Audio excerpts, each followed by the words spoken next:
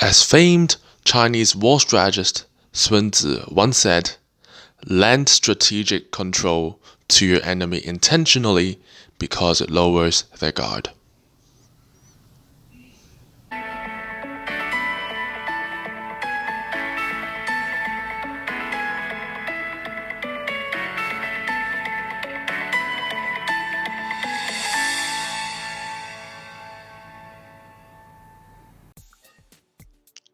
In Western society, including famous negotiation MBAs and master's programs, we are taught to act tough to gain leverage in negotiations. What we are not taught is the Eastern perspective. Appear weak strategically to gain leverage. As Suntzu has said, appear weak when you're strong, and strong when you're weak. This involves an important component in negotiations: weakness. Well, actually, let's take it further. Lend strategic control to your enemy. Well, what do I mean by this? Treat your enemy, or in a negotiation sense, your negotiation opponent as your friend. Well, what would you do as a friend? You would, in a normal relationship, share your weaknesses and difficulties you have encountered. But unless he or she is one of your closest friends, you wouldn't pour out your deepest feelings. Treat your negotiation opponent the same. He's not your closest friend, but he's a friend in some sense. You need to reach an agreement with your opponent to benefit both parties. To gain trust, you need to show weakness. Without trust, no favorable agreement can be made. Returning back to Suntzu, he isn't a wise man without reason. As a famed war strategist, he knew how to trick enemies into attacking at the wrong time by showing strategic weakness. Suntzu wins so many wars because he knew a trick. Showing weakness does not mean weak. In fact, the opposite way around is true. Showing strength can mean weakness. Strong negotiators always sense weakness when an opponent comes off as unusually strong. Why would you need to appear strong if you're actually strong? This is the mentality in the East, at least. Okay, enough of the theory. How can we apply strategic weakness into negotiations to gain trust?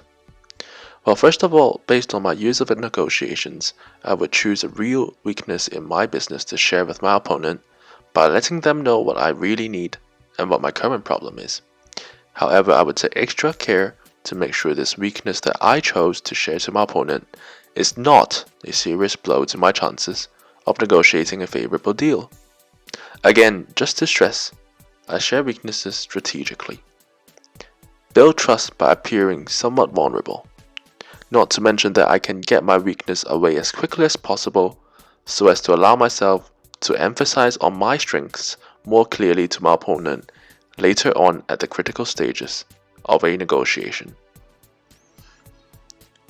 Okay, before going back to negotiations, let me recount a real war example in ancient China where Li Mu, a popular general, defeated the Huns using strategic weakness.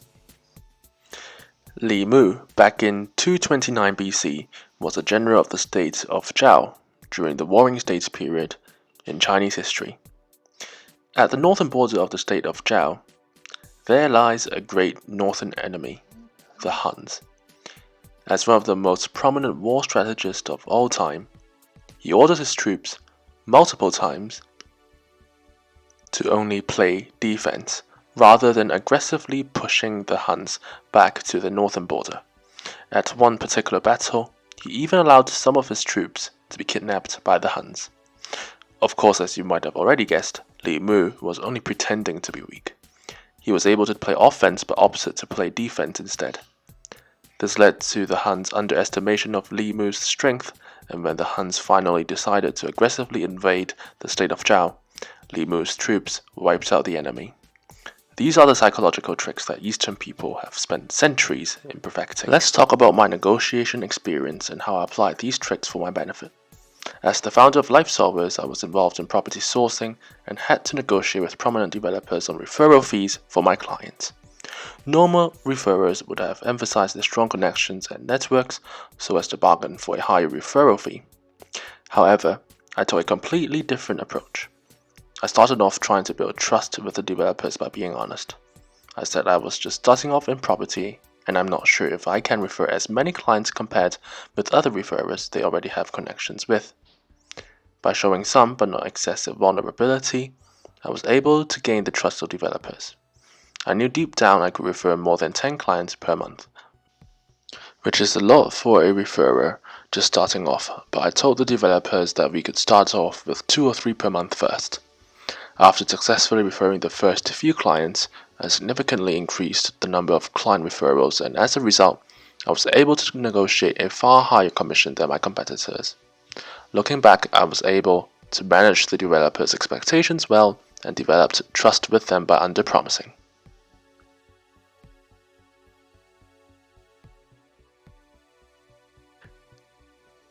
Now, moving on to my second business negotiation example, I would like to talk about how I negotiated with a parent in a bid to onboard his child for an exam preparation package. This parent actually distrusted us since he has never heard of life solvers before coming across us in Google. He wanted free trial lessons which we didn't offer. In an attempt to get this parent on board, I did not try to emphasize how good our students performed in exams, but instead, as you guessed, I tried to show some weakness again. I said there's no guarantee that your child will improve dramatically in his academics through us, and we even have parents deciding not to continue with us after a certain period. I stressed that some parent turnover is normal for all businesses involved in education consulting, but few would speak the truth like I do. This made me seem trustworthy in the parent's eyes. To redeem control over the negotiation with the parent, I told him there's no way we would provide lessons for free because we have quality teachers and materials. As a result of my honesty, the parent was happy to try out my service and is now one of LifeSolver's long-term clients.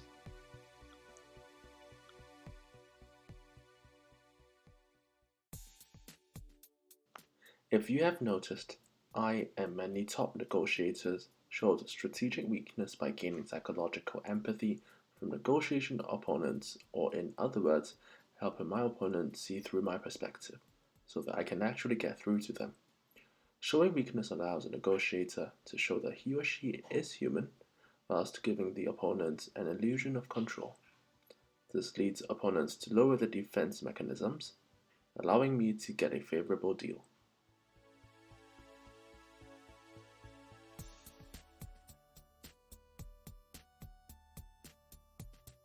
Psychological principle number 2, leveraging reciprocity. I'm sure many of us has used reciprocity to get what we need, like offering our time to employers in exchange for money. Reciprocity dictates that once we offer something, the other party is socially obligated to follow suit. Here, by showing weakness in offering our opponents a small glance towards the business problems we face, they are socially obligated to follow suit. This allows us to also gain potentially valuable information we need to bargain for a favorable deal. As a rule of thumb, never forget the rule of reciprocity in negotiations.